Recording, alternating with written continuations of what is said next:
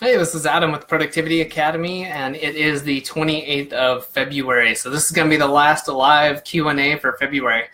And if you're not watching live and you're catching the replay, you can join us in the Real World Productivity group and get to ask questions live and definitely ahead of time. So click on that link and come join us.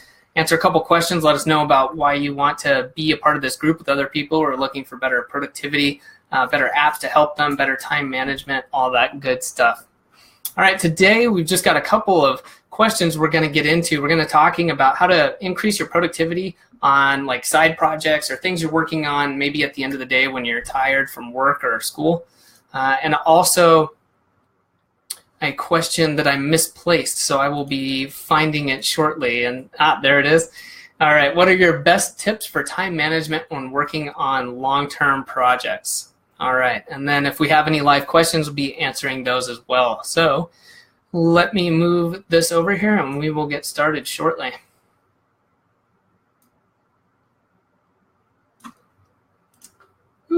All right, cool.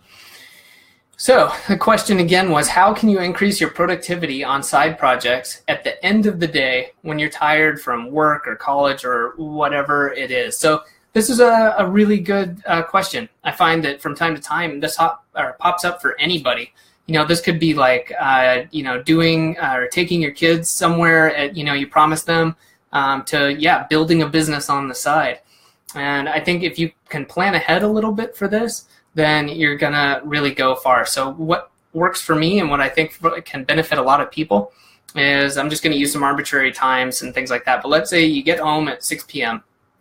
All right, if you know you don't work well on a empty stomach, then you're probably going to want to either have a snack, maybe not eat a meal, but maybe, again, try to keep your routine. Don't break your life apart.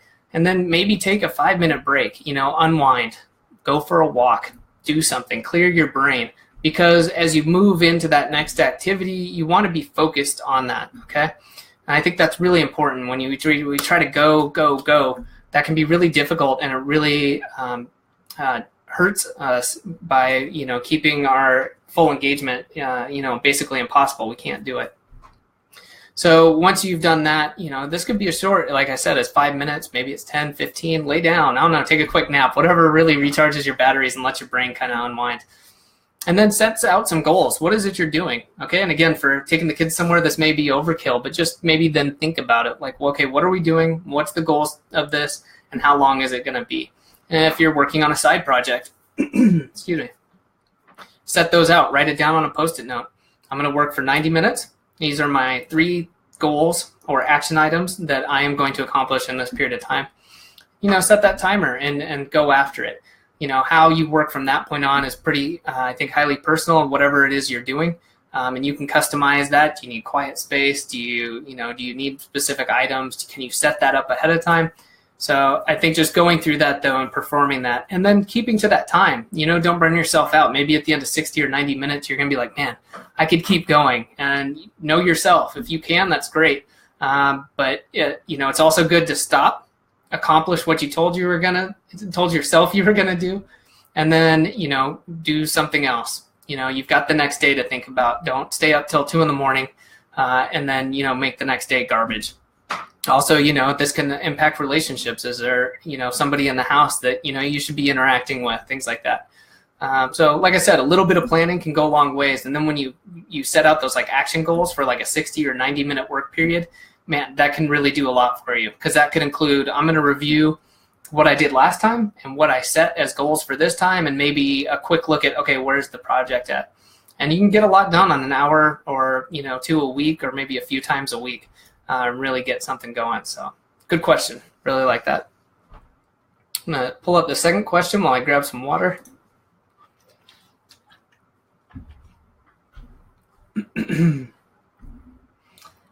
All right. What are your best tips for time management when working on long-term projects?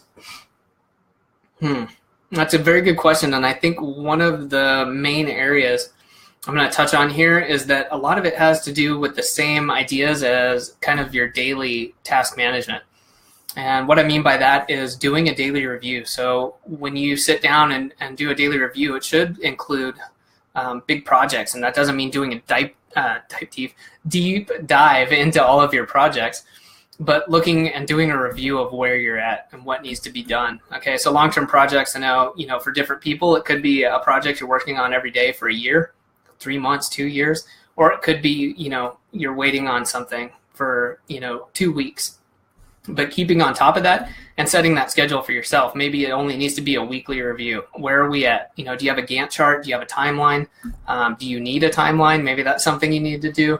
Or you need to check in with people on a regular basis and setting those times, but then setting that reminder for yourself so you don't have to be like, oh man, did I do this or not? So having a regular period, maybe it's daily again, maybe it's 2 times a week, maybe it's Monday, Wednesday, Friday, or whatever that schedule dictates.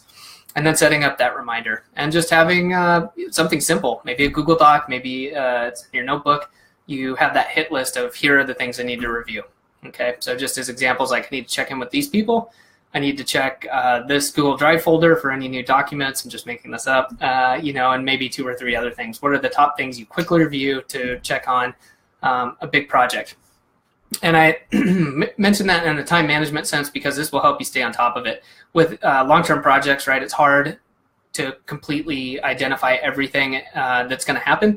And although you can get better about that over time as you do more projects or you have the same types of projects, this ensures that you're at least aware of where things are at and where they're going in the near term. And, again, review of the big goals.